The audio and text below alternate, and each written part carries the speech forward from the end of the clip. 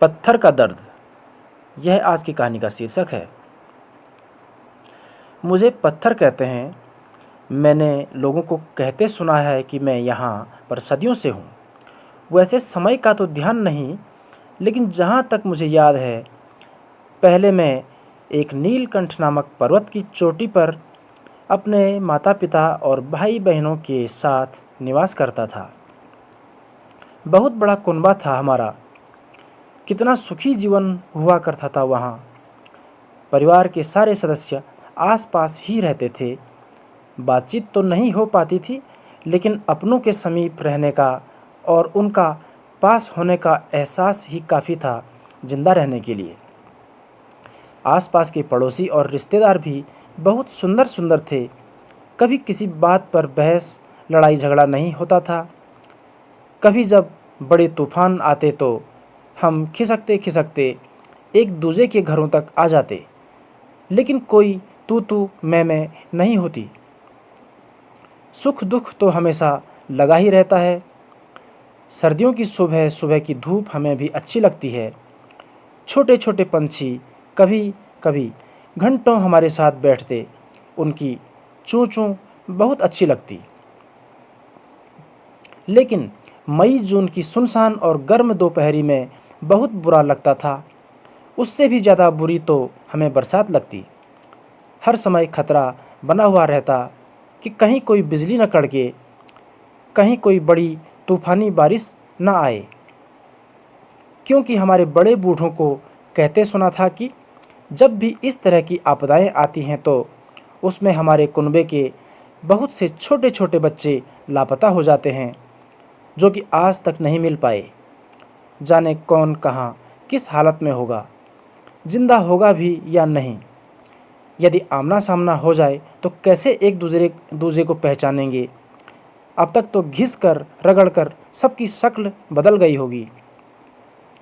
एक बार की बात है, बहुत बड़ी आपदा आई। धरती बहुत ज़ोर से हिली।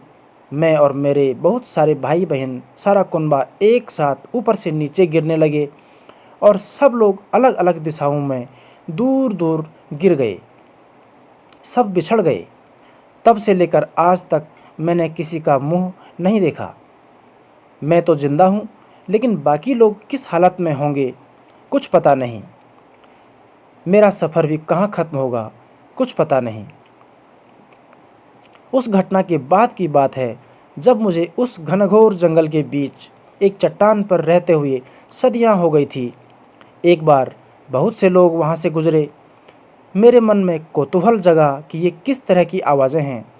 मन बहुत घबराया। काफ़ी देर से वे कुछ ढूंढ रहे थे कि उनकी नज़र मुझ पर पड़ी और सब ने कहा ये सही है। और उन लोगों ने मुझे रस्सियों से बांध लिया और लकड़ी के मोटे मोटे डंडों की सहायता से उठाकर अपने साथ ले गए।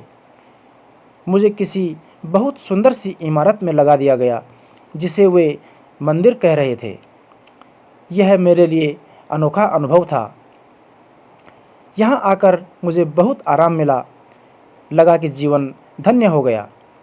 सुबह शाम शंख और घंटियों की आवाज़ से मन को बहुत सुकून मिलता। सुना था कि मनुष्य लोग सही नहीं होते, लेकिन ये क्या, ये सब तो बहुत धर्मात्मा लोग हैं। सुबह शाम पूजा पाठ में ही लगे रहते हैं। बहुत वर्षों तक ऐसा ही चलता रहा। एक बार की बात है, शंख और घंटियों की आवाज़ों के बीच अचानक बहुत शोर शराबा हुआ। कुछ लोग घोड़ों पर बैठ कर आए थे। उनके हाथों में बड़ी बड़ी तलवारें थीं। बहुत रक्त बहाया गया।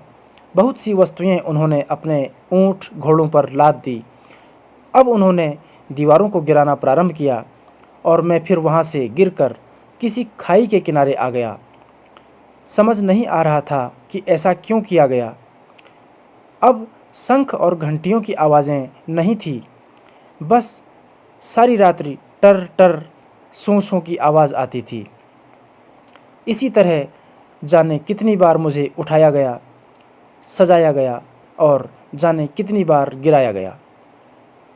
सबके अपने कारण रहे होंगे, लेकिन मेरी पीड़ा किसी ने न जानी। मैं बाहर से कठोर हूँ, तो इसमें मेरा क्या दोष है। बहुत बहुत धन्यवाद।